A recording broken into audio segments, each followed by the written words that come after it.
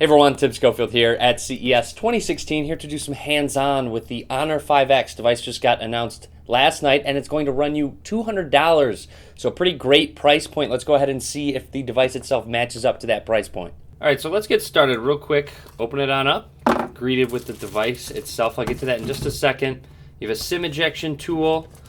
Let's go ahead and see what else is in this. Absolutely nothing. So it doesn't come with booklets. Obviously, this is pre-production, and then you just have a charging cable, and that's it. And no, yes, this is the Honor 5X, but don't get it mistaken with the Nexus 5X. It's a completely different device. It is made. Honor is actually a sub-company of Huawei, if you're interested, and the Nexus 5X is made by LG. So it has a metal body design, what gives it a very sleek look. On the back of the device, you have a fingerprint scanner, along with a 13-megapixel rear camera and an LED flash. Over on the right side of the device, you have power and volume buttons, which do have some texture to them, so you can kind of feel the difference between the side of the device and the buttons themselves. On the left side of the device, you have dual SIM card support, along with a micro SD card slot. Up at the top, headphone jack and microphone.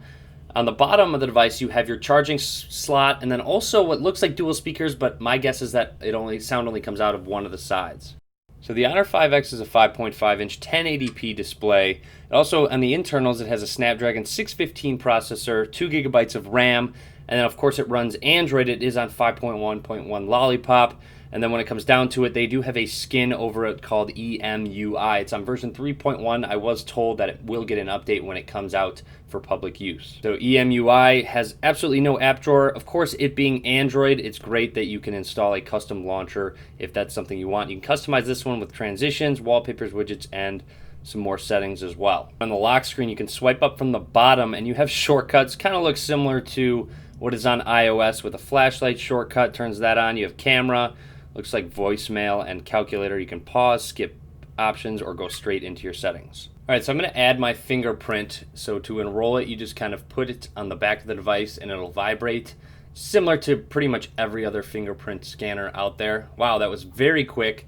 So let's go ahead and hit OK and then test it out. So I'm going to go ahead and go back, go into the lock screen, and then press unlocked. That was very quick. Let's try it with the screen off to see if it will actually light up the device. So press, and it's on. So you don't even need to press the power button to get to the lock screen to actually unlock it. And it seems very quick. I also noticed at the press conference that it mentioned that you could do it in any direction. So I'm going to try it upside down. So press, and it unlocks it. Wow, ridiculous. Now I'm a little skeptical about that. So I'm going to try using my middle finger on it and press, and it vibrated because it's not the correct one. So very impressive. That fingerprint scanner seems very promising. Now pulling down the status bar, here's what it looks like with notifications. Swiping over can get you to these shortcuts as well. Now you'll see fingerprint sensor gestures. Let's go ahead and check those out.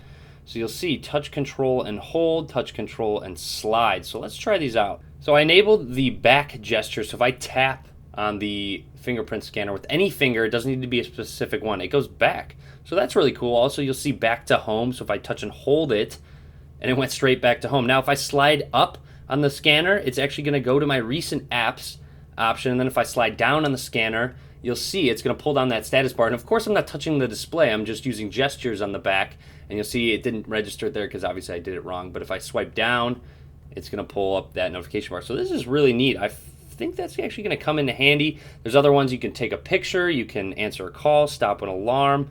I honestly feel like going back is going to be the best, or just pressing and holding it and going home. Let's go into that camera application and actually test out. I'm going to cancel enable location, and then press on, I think I have to press and hold on the finger. Oh, and it took the picture. So that's great. If you're trying to take any selfies or just pictures in general, you don't have to press the screen at all. Focusing seems fairly quick, actually. Very quick shutter speed as well. I'm obviously going to need to do some more testing, and of course a full review coming soon. You have a couple options such as beauty mode. You have good food, which is supposed to make your food look better, which I find kind of gimmicky, but hey, you might take a lot of pictures of your food. Video mode, and then of course a time-lapse mode as well. But overall, that's the 5X, some first impressions and what's in the box. Pretty exciting device for only $200. So let me know what you think. Be sure to leave a comment, subscribe to my channel as well. Follow me on Facebook, Twitter, Google+. All links in the description of the video below. As always, guys, thank you very much for watching.